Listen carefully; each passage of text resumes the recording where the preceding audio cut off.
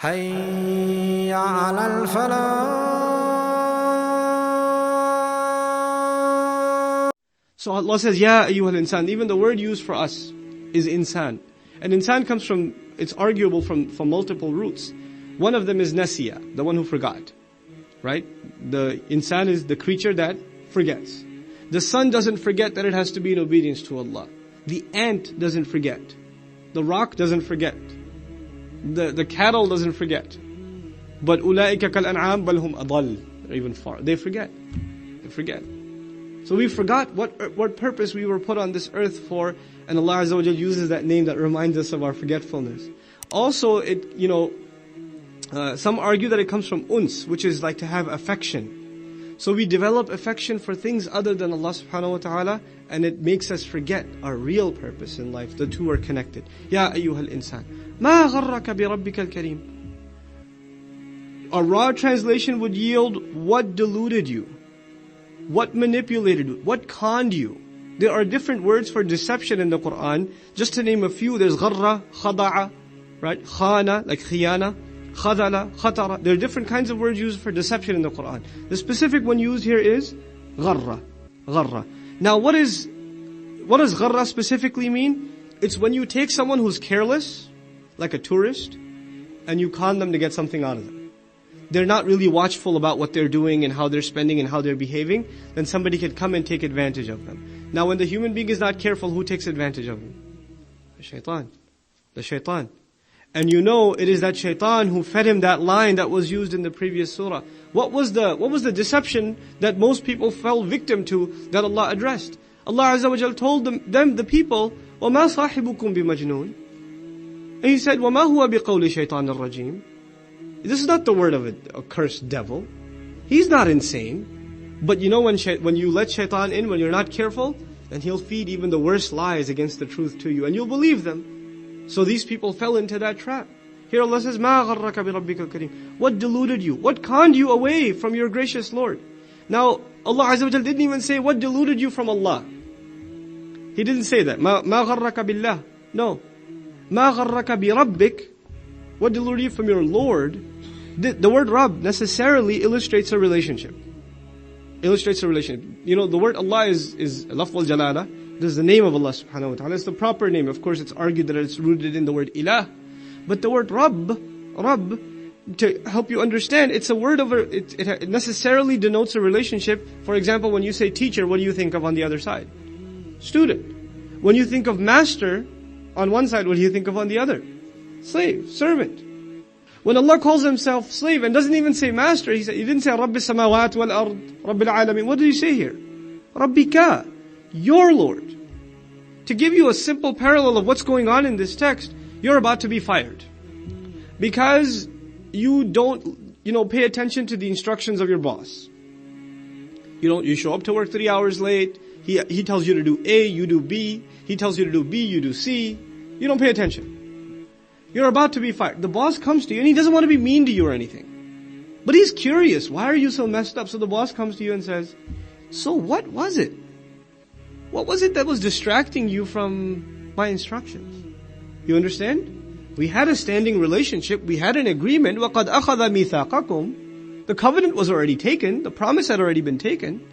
You already made this promise to me that you'll be my slave. أَلَسْتُ بِرَبِّكُمْ قَالُوا بَلَى.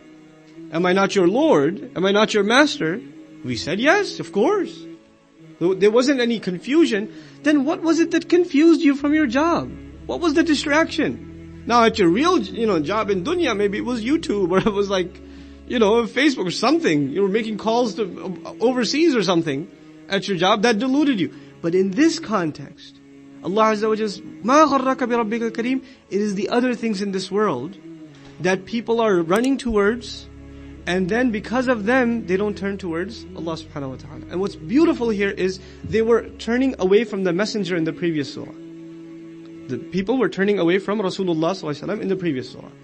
In the surah before that, they were turning away from the Quran. When Allah says, فِي صُحُفٍ مُطَهَّرَةٍ بِأَيْدِي سَفَرَةٍ كِرَامٍ بَرَرَةٍ, they were turning away from the revelation itself. Here, they're turning away from who? Allah subhanahu wa ta'ala. They're Rabb. They've forgotten the root of the problem. Why are they turning away from the messenger? Why are they turning away from revelation? Because they have no concern that they have a master. That's why they're distracted by other things. Bi Rabbik. And then Allah didn't just say Rabbik, He said Bi Rabbikal Kareem. Kareem, noble, gracious. When we talked about this, when the teacher is nice and he's noble, what does the student do? Starts taking advantage and starts getting deluded into conning himself into thinking that they can get away with whatever. Because he's a nice, come on, he's so Kareem. Out of his nobility, out of his grace, he's not going to punish.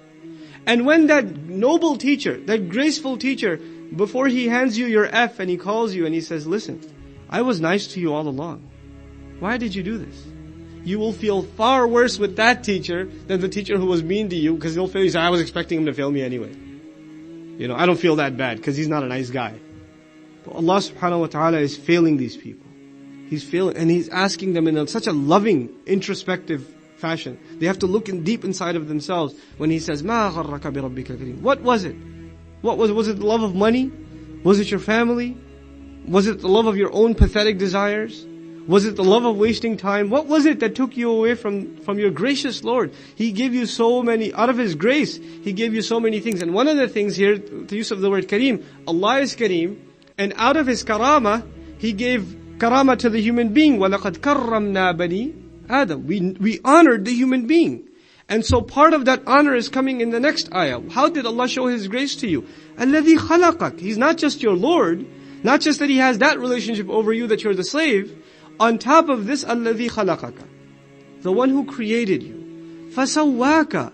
Then He, sawa, taswiya in Arabic has multiple meanings. One of them is to equate and to fix everything up perfectly. But another is to actually tweak and to take care of the finest details and to make sure everything's just the way it's supposed to be. You know what image comes to mind because it's in the news a lot nowadays? All these car companies? Right? And they show these factories. Hopefully they don't let the car out of the lot until they check the brakes and they check everything. They tweak. Allah speaks about the tweaking of the human being. He created you. Didn't just create you. He fine-tuned you. Taswiya. Fasawwaka. And then finally, fa'adalak. He balanced you. Now this word is very powerful, adl. He balanced you in that, we're a balanced creature. We walk on 2 feet. We have balance, Our ears actually are a big place of our balance. When there's fluid in our ears, we get dizzy and stuff. Right? So this is a place of balance. But even in the figurative sense, He balanced us. فَأَلْهَمَهَا فُجُورَهَا وَتَقْوَاهَا. There's a balance between those two things. Everywhere in the Quran you find, this discussion on guidance, you'll find a balance. He balanced our motives between running towards, the paradise and running away from what? The hellfire. He balanced us. He balanced us between our personal obligations and our obligations to our family and the world at large. Personal obligations, collective obligations. It's a balance. In so many ways, He balanced you. And He gave you a sense of balance also. فَعَدَلَكَ. Allah Azza wa Jal mentions this in another place. He says, لَقَدْ خَلَقْنَا الْإِنسَانَ فِي أَحْسَنِ تَقْوِيمٍ. Right? Surah Al-Tin is coming up later on in the series. We created the human being in the best possible fashion. And what is that best possible fashion? الَّذِي خَلَقَكَ فَسَوَّاكَ فَعَدَلَكَ. Assalamu alaikum wa rahmatullah. If you enjoyed this video, please do share it with friends and family. If you want to see more videos from this series, click on the box at the top. If you want to see other videos, click on the box at the bottom. And don't forget to hit the subscribe button. Thanks.